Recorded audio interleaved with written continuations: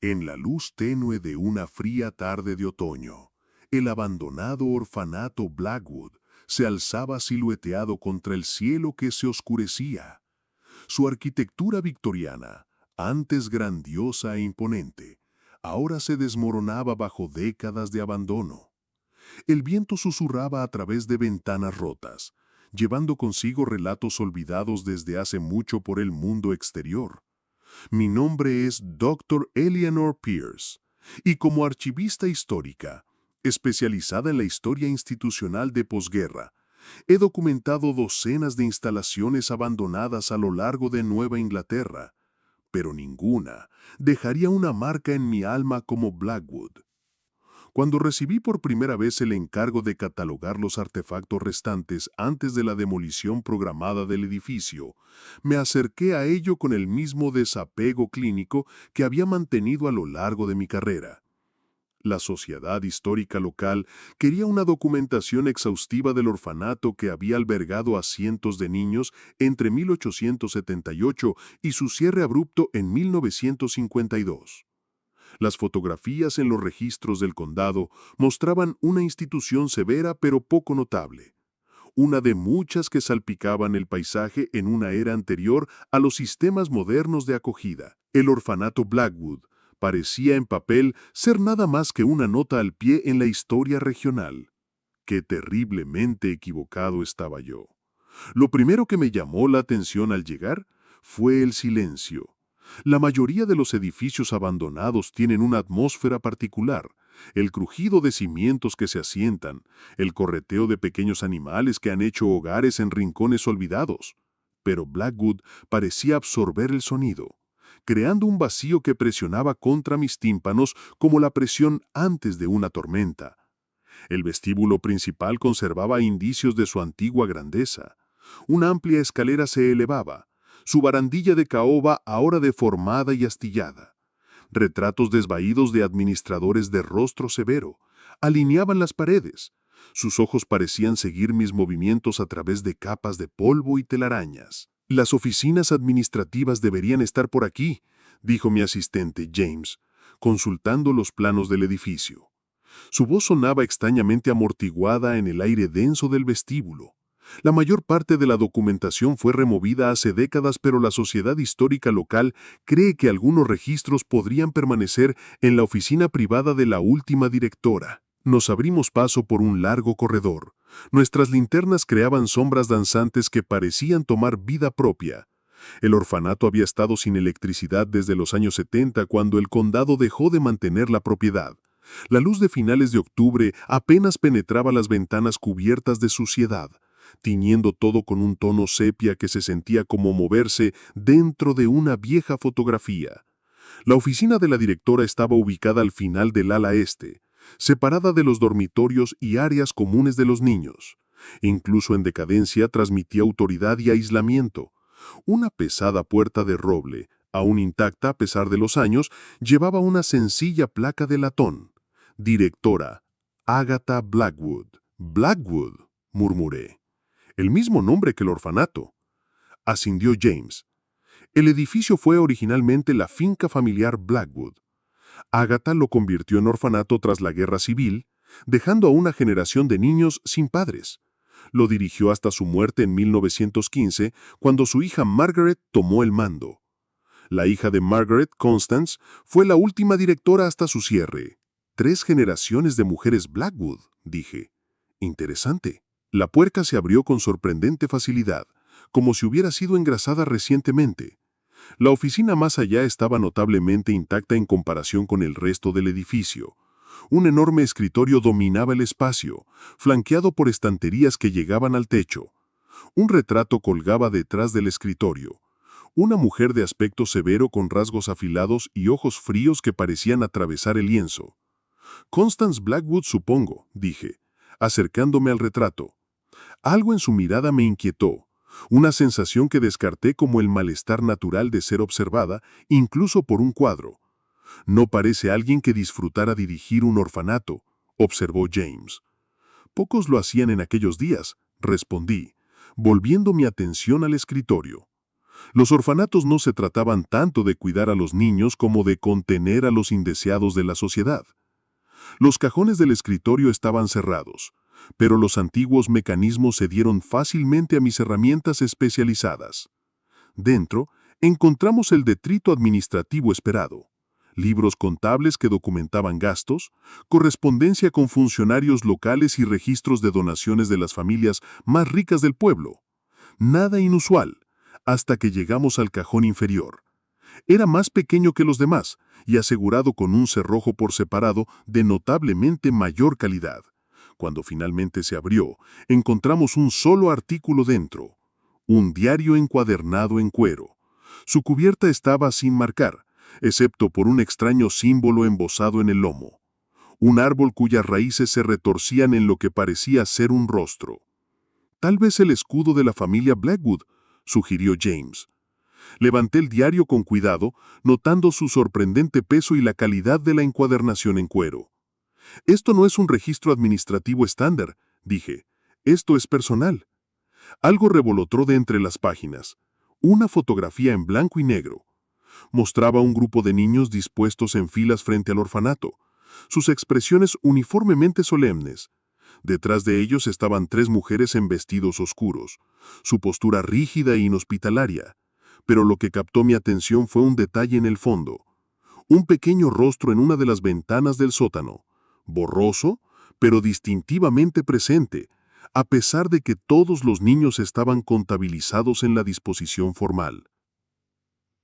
«James, mira esto», dije, señalando la anomalía. Se inclinó, entrecerrando los ojos. Podría ser una mancha en el negativo, tal vez, pero no estaba convencida. Di la vuelta a la fotografía. Escrito con tinta desvaída estaba una fecha, 31 de octubre de 1951, y una breve anotación, cosecha final antes del invierno. Una elección extraña de palabras para una fotografía de orfanato. Abrí el diario, cuidando de no dañar las páginas frágiles. La caligrafía era precisa y medida, el trabajo de alguien educado y disciplinado. La primera entrada estaba fechada 15 de enero de 1951. Los niños están inquietos este invierno. Los nuevos llegados del incendio de Carson han disturbado el cuidado equilibrio que he mantenido.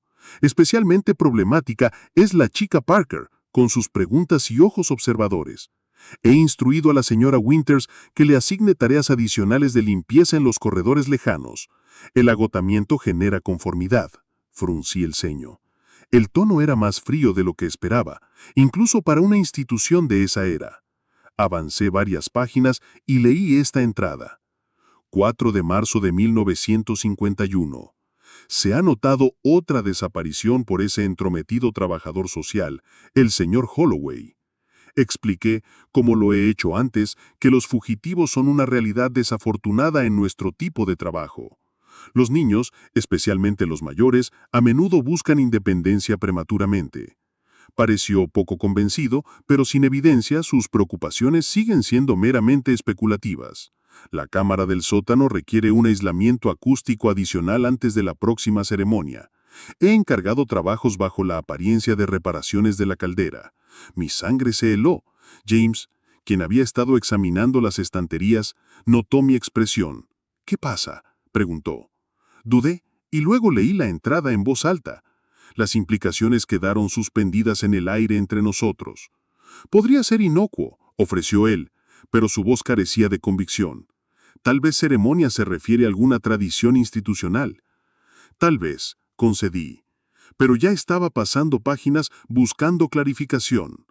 Las entradas a lo largo de la primavera y el verano documentaban las operaciones diarias del orfanato, intercaladas con referencias crípticas a preparativos y al legado. Constantemente se mencionaban conflictos con miembros del personal que hacían demasiadas preguntas, seguidos por notas sobre sus renuncias o, en algunos casos, accidentes desafortunados. Luego llegó una entrada que me cortó la respiración. 15 de septiembre de 1951. La alineación se aproxima. Los manuscritos de mi abuela confirman que la convergencia de este año será la más fuerte en un siglo. La cámara está preparada y he seleccionado los recipientes con cuidado. La chica Parker sigue presentando problemas, incitando preguntas entre los demás. Hoy la encontré en el archivo del ala este leyendo los diarios de mi abuela. Será la primera. James, dije, mi voz apenas por encima de un susurro. Creo que necesitamos revisar el sótano. Él dudó. Eleanor, se está haciendo tarde. Tal vez deberíamos volver mañana con más gente. La tripulación de demolición llega en 3 días, le recordé. Lo que sea que pasó aquí ha estado oculto por más de 70 años. No me iré hasta que entienda de qué estaba escribiendo Constance Blackwood. El acceso al sótano estaba ubicado cerca de la cocina, una masiva puerta de hierro que contrastaba estercamente con las puertas de madera del resto del edificio. Nos tomó a los dos abrirla, las bisagras gimiendo en protesta, como si nos advirtieran que nos alejáramos. Los escalones de piedra descendían a una oscuridad tan completa que parecía devorar los haces de nuestras linternas. El aire que nos recibió era húmedo y llevaba un olor peculiar. No el moho esperado de un viejo sótano, sino algo más agudo, metálico. «Espera», dijo James, alcanzando su bolso. «Traje linternas de emergencia. Las baterías duran más». Las linternas LED emitían un brillo blanco azulado estéril que de alguna manera hacía el sótano más alienígena en lugar de más visible. Descendimos con cuidado. Los escalones de piedra estaban resbaladizos por la humedad de origen incierto. El nivel del sótano era inesperadamente vasto, extendiéndose bien más allá de la huella del edificio superior. Las paredes de piedra áspera daban paso a pasajes de tierra reforzados con madera reminiscentes de pozos mineros, más que de un sótano institucional. «Esto no tiene sentido arquitectónico», murmuró James, consultando los planos del edificio otra vez. «Estos túneles no están documentados en ningún lado». Seguimos el pasaje principal, notando túneles secundarios más pequeños que habían colapsado o sido sellados deliberadamente con ladrillo y mortero.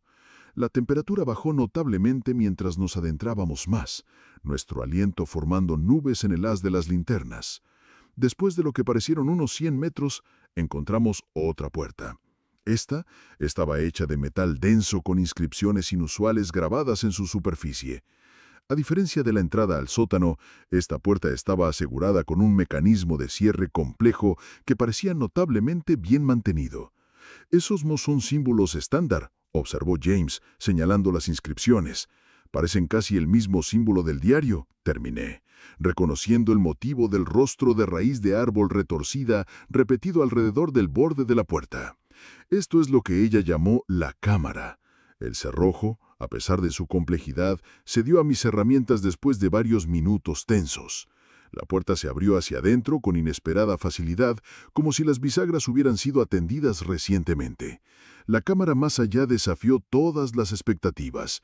Era perfectamente circular. Las paredes estaban revestidas con piedra negra pulida, a diferencia de cualquier cosa en la estructura circundante. El techo se arqueaba hacia arriba creando una cúpula grabada con símbolos astronómicos y constelaciones. Pero fue el suelo lo que atrajo nuestra atención horrorizada. Una depresión circular dominaba el centro, rodeada por 7 plataformas de piedra dispuestas como puntos en una brújula. Cada plataforma llevaba restricciones, grilletes del tamaño de las muñecas y tobillos de niños. Se habían cortado canales en la piedra, todos conduciendo a la depresión central. «Oh, Dios mío», susurró James, su voz quebrándose. Nuestras linternas revelaron más detalles que revolvieron mi estómago. Las paredes estaban cubiertas de texto escrito a mano, nombres, fechas y anotaciones sobre idoneidad y rendimiento. Nombres de niños, cientos de ellos, abarcando décadas. «Eleanor», llamó James, su voz viniendo de un alcobe que no había notado. «Hay otro diario aquí, y registros». El alcobe contenía un pedestal de piedra que sostenía otro libro encuadernado en cuero idéntico al que habíamos encontrado en la oficina, pero más grande. A su alrededor había archivadores que parecían chocantemente modernos en comparación con la atmósfera antigua de la cámara. El diario contenía relatos detallados de lo que Constance Blackwood llamaba ceremonias, rituales realizados en alineaciones astronómicas específicas usando a niños huérfanos como recipientes para algo que ella se refería solamente como la alimentación. Las entradas más tempranas fueron escritas por Agatha en los 1880, continuadas por Margaret y concluidas con la documentación precisa y desapasionada de Constance. Los archivos contenían registros individuales de niños, formularios de ingreso emparejados con evaluaciones de rendimiento ceremonial y calificaciones de calidad de recipiente, un lenguaje clínico que describía actos inesdecibles registrados con la precisión desapegada de científicos documentando experimentos. 3 generaciones, dije aturdida. Lo hicieron durante 3 generaciones. James estaba pálido, sus manos temblando mientras reemplazaba una carpeta. Pero, ¿qué los detuvo? ¿Por qué cerró el orfanato en 1952? La respuesta estaba en las últimas páginas del diario de la Cámara. Mientras leía las últimas entradas de Constance, emergió una historia diferente, una de resistencia y coraje inesperado. 29 de octubre de 1951. La chica Parker se ha convertido en una responsabilidad significativa. Después de descubrirla en los archivos, administré un sedante y la llevé a la sala de preparación, pero ella había anticipado esto y tomado precauciones. De alguna manera, se las arregló para sacar mis llaves de la oficina de mi escritorio, y ya había hecho copias de páginas seleccionadas del diario. Antes de que pudiera comenzar el ritual de preparación, reveló que había distribuido estas copias a otros 3 niños con instrucciones de entregarlas a la autoridad si ella desaparecía. Su impudencia fue notable. Me miró a los ojos, una niña de 12 años, y dijo: «Sé lo que pasa en el sótano, señora Blackwood. Sé de su abuela y madre. Sé que es usted. Tal compostura en alguien tan joven la habría hecho un recipiente excepcional. He sido forzada a liberarla al dormitorio mientras evaluó la situación. La alineación es en 2 días. No puedo permitir interferencias». Pasé la página, mi corazón acelerando. 30 de octubre de 1951. Desastre. La chica Parker y sus cómplices, cuyas identidades me son desconocidas, de alguna manera contactaron a ese persistente trabajador social, Holloway. Llegó sin aviso esta mañana con la policía local exigiendo acceso a toda la instalación, incluyendo el sótano. Negué su solicitud, citando la privacidad de los niños y las regulaciones institucionales. Holloway produjo una orden judicial. Más alarmante, tenía páginas específicas del diario original de mi abuela, las mismas páginas que describían la construcción y propósito de la cámara. La policía me ha dado 24 horas para preparar a los niños para inspección y entrevistas. La alineación es mañana por la noche. Todo ha sido preparado. Los recipientes están seleccionados. La alimentación debe ocurrir. El legado no puede terminar conmigo. La entrada final estaba fechada el 31 de octubre de 1951. Vienen al atardecer. Los niños están agitados, susurrando entre sí. La chica Parker me observa desde el otro lado del comedor con un triunfo descarado en mis ojos. ¡Qué desperdicio de potencial! He hecho los arreglos necesarios. Los recipientes seleccionados están asegurados en la cámara.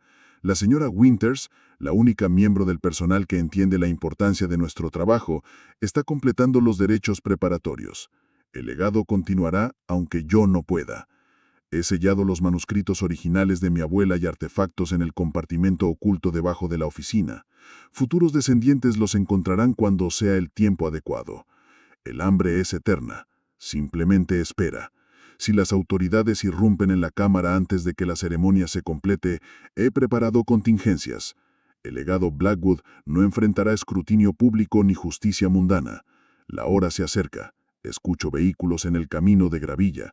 Que aquellos que vengan después entiendan la necesidad de nuestro trabajo. El diario terminaba allí. Cualquiera que fueran las contingencias que Constance había planeado, permanecían sin especificar. El orfanato cerró al día siguiente, dijo James, consultando sus notas de investigación, 1 de noviembre de 1952. No hubo explicación pública, solo una transferencia repentina de todos los niños restantes a otras instalaciones a través del Estado y ninguna mención de arrestos o cargos contra Constance, Blackwood o esta señora Winters. Añadí: necesitamos revisar los archivos de periódicos locales. Como si respondiera a mis palabras, un sonido distante resonó a través de los túneles, el inconocible crujido de la puerta del sótano arriba. «¿Se supone que alguien más está aquí?», susurró James, bajando instintivamente su linterna. Negué la cabeza. La sociedad histórica dijo que seríamos los únicos hasta que llegue la tripulación de demolición. Nos quedamos congelados, escuchando. Pasos, múltiples conjuntos, se movían deliberadamente por el suelo del sótano arriba. No los pasos cautelosos de intrusos, sino la zancada confiada de personas que sabían exactamente a dónde iban. Necesitamos irnos, dije, recogiendo el diario y varias carpetas de los registros más detallados. ¡Ahora! James asintió, metiendo documentos en su bolso. Mientras nos movíamos hacia la puerta de la cámara, la luz de nuestra linterna captó algo que habíamos pasado por alto. Una pequeña puerta de madera construida en la pared detrás del pedestal, casi invisible contra la piedra negra. «Otro pasaje», susurró James. Los pasos arriba se acercaban a la entrada del túnel. Sin tiempo para deliberar, tiré de la pequeña puerta revelando un pasaje estrecho que parecía ascender.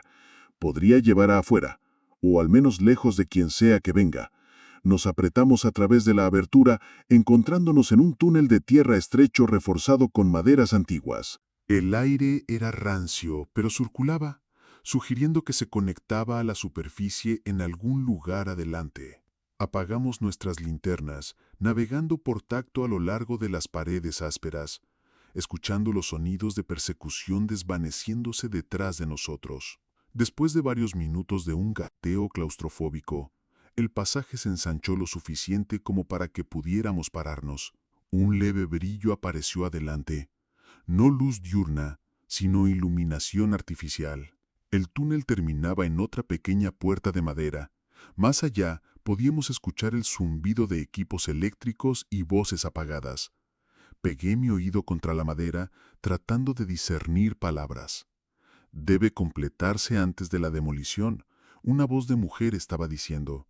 «Los artefactos de la cámara deben ser reubicados a la nueva instalación. ¿Y los diarios?», un hombre respondió. «Asegurados, aunque estoy preocupado por el diario de la oficina. No estaba en el cajón donde indicaban los registros. ¿Podrían los archivistas haberlo encontrado?». Una pausa. «Posible. La mujer Pierce tiene una reputación por su minuciosidad. Su presencia aquí es un mal momento».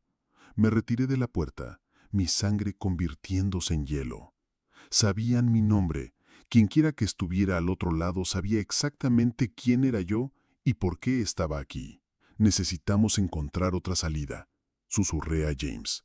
Mientras nos girábamos para retroceder, la puerta de madera se abrió, inundando el túnel con una luz fluorescente dura. Silueteada en la puerta apareció una mujer mayor, con un traje impecablemente confeccionado. Su cabello plateado recogido en un moño severo que acentuaba rasgos afilados inquietantemente similares al retrato de Constance Blackwood. «Doctora Pierce», dijo, su voz coincidiendo con la que habíamos escuchado. «Qué decepcionante. Esperábamos mejores protocolos de seguridad de alguien con sus credenciales». Detrás de ella vislumbré una instalación moderna, equipos de computación, unidades de almacenamiento controladas por el clima y paredes alineadas con diarios encuadernados en cuero familiares. «¿Quién es usted?», exigí tratando de mantener la voz firme. La mujer sonrió tenuemente. «Una custodio de la historia como usted, aunque sirvo a un legado histórico más específico». Se apartó, gesticulando para que entráramos. «Por favor, ya que han llegado tan lejos, podríamos tener una conversación adecuada». Sin una alternativa viable, entramos en lo que parecía ser una instalación de investigación de punta construida en la colina adyacente al orfanato. Hombres y mujeres con batas de laboratorio se movían con propósito entre estaciones de trabajo, catalogando artefactos y digitalizando documentos. «Bienvenidos al proyecto de preservación histórica Blackwood», dijo la mujer. «Soy la doctora Elizabeth Blackwood. Constance fue mi abuela». Mi mente se tambaleó. «Eso es imposible. Los registros muestran que Constance Blackwood murió sin herederos en 1972. «Los registros oficiales muestran muchas verdades convenientes», replicó Elizabeth. «Al igual que la historia oficial del orfanato Blackwood, omite sus contribuciones más significativas». Nos llevó a una sala de conferencias con paredes de vidrio, ofreciendo una vista de la instalación más grande. Al entrar presionó un botón que nubló el vidrio, asegurando privacidad. «¿Han leído los diarios?». «No una pregunta suficiente para entender qué pasó aquí», respondí, luchando por mantener la compostura profesional. Están preservando evidencia de asesinato infantil generacional. La expresión de Elizabeth no cambió. Una interpretación reductiva, pero comprensible dado su contexto limitado. Por favor, siéntense. Permanecimos de pie. ¿Qué pasó con los niños en la cámara?, preguntó James. ¿Los que Constance mencionó en su entrada final? Un destello de algo, quizá respeto, cruzó el rostro de Elizabeth. Rescatados, señor Chen. Cuando las autoridades llegaron el 31 de octubre de 1951, encontraron a 7 niños restringidos en la cámara. Todos sobrevivieron, aunque el trauma psicológico resultó desafiante para ellos. Y Constance, la señora Winters, presioné, desaparecidas para cuando la policía irrumpió en la cámara. Un pasaje similar al que descubrieron permitió su escape. Gesticuló a la instalación a nuestro alrededor. El legado Blackwood continuó, aunque en una forma necesariamente evolucionada. ¿Qué legado?, exigí. Esos diarios describían tortura y asesinato que abarcaban décadas. ¿Qué posible justificación? Protección, interrumpió Elizabeth, su voz endureciéndose. Lo que mis ancestros hicieron fue proteger a la humanidad, doctora Pierce. Los métodos fueron lamentables pero necesarios para su tiempo. Se movió a un gabinete y sacó una carpeta, deslizándola hacia nosotros a través de la mesa. Dentro había recortes de periódicos desde los 50 al presente, cuentas de desastres, fenómenos inusuales y muertes inexplicadas, todos centrados alrededor de eventos astronómicos que coincidían con las alineaciones mencionadas en los diarios. Cada uno de estos incidentes ocurrió durante convergencias cuando no se realizó ceremonia, explicó Elizabeth. La alimentación debe ocurrir, doctora Pierce, si no a través de rito dirigido, entonces a través de manifestación caótica. ¿Está diciendo que sin las ceremonias de su familia, estos desastres ocurren naturalmente?, preguntó James con escepticismo evidente. Nada natural al respecto, corrigió Elizabeth. Pero sí, el hambre encuentra satisfacción de una manera u otra. El plan de contingencia de mi abuela en 1951 fue permitir esto, dejar que las consecuencias de la disrupción se hicieran evidentes por sí mismas. Negué la cabeza, renuente a aceptar su implicación. Entonces están continuando estas prácticas, encontrando recipientes para sus ceremonias. La risa de Elizabeth fue inesperada. No somos monstruos, doctora Pierce. La ciencia ha progresado considerablemente desde la época de mi abuela. El proyecto de preservación Blackwood desarrolló alternativas sintéticas en los 80. No se requieren recipientes humanos, solo sustitutos energéticos calibrados con precisión. Presionó otro botón y una porción de la pared se deslizó para revelar un laboratorio. Dentro, técnicos atendían equipos que rodeaban una versión más pequeña de la cámara que habíamos descubierto debajo del orfanato. En su centro, en lugar de restricciones para niños, estaba un aparato complejo zumbando con energía.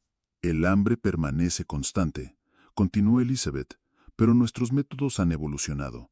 Contenemos y redirigimos, en lugar de sacrificar. El legado continúa, pero adaptado a estándares éticos modernos. ¿Por qué mantener el sitio original?, pregunté. ¿Por qué no destruir la evidencia de lo que pasó allí? Continuidad histórica, respondió ella sin dudar. La cámara original tiene propiedades que resisten la reubicación. Hemos estado preparándonos por años para transferir esas propiedades a nuestra nueva instalación antes de la demolición. Su llegada aceleró nuestro cronograma. Cerró la carpeta y nos miró con cuidado. Así que ahora enfrentamos un dilema. Poseen conocimiento que podría disrumpir nuestro trabajo.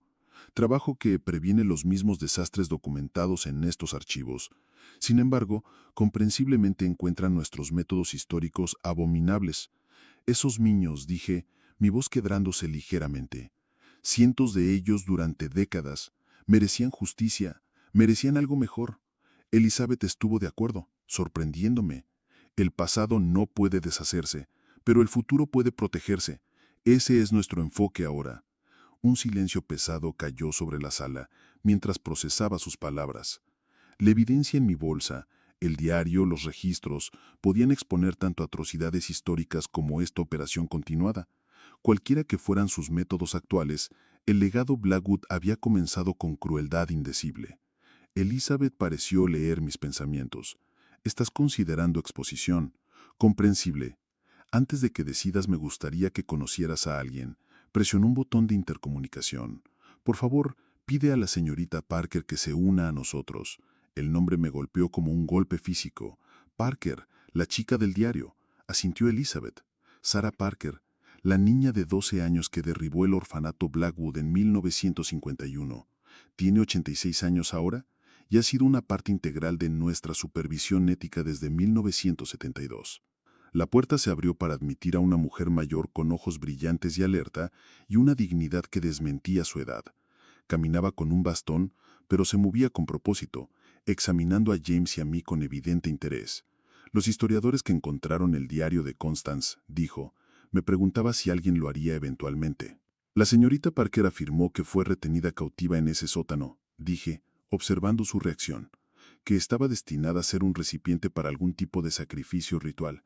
La expresión de Sarah Parker permaneció compuesta. No afirmaciones, doctora Pierce, hechos. Fui atada a una de esas plataformas de piedra en 3 ocasiones separadas antes de mi confrontación final con Constance.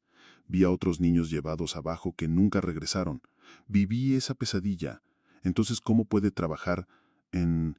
Porque entiendo lo que pasa cuando se niega la alimentación, lo interrumpió ella bruscamente. He visto las alternativas. Después de mi rescate pasé 20 años investigando, documentando patrones de desastres y muertes que siguieron a las alineaciones astronómicas. El hambre es real, doctora Pierce, sea lo que sea que usted elija llamarlo, entidad, fuerza, parásito cósmico, existe y consume. Se bajó cuidadosamente a una silla, cuando la madre de Elizabeth se acercó a mí en 1972 con evidencia de su sistema de contención sintética, accedí a ayudar con una condición, que ningún niño, ningún ser humano fuera usado jamás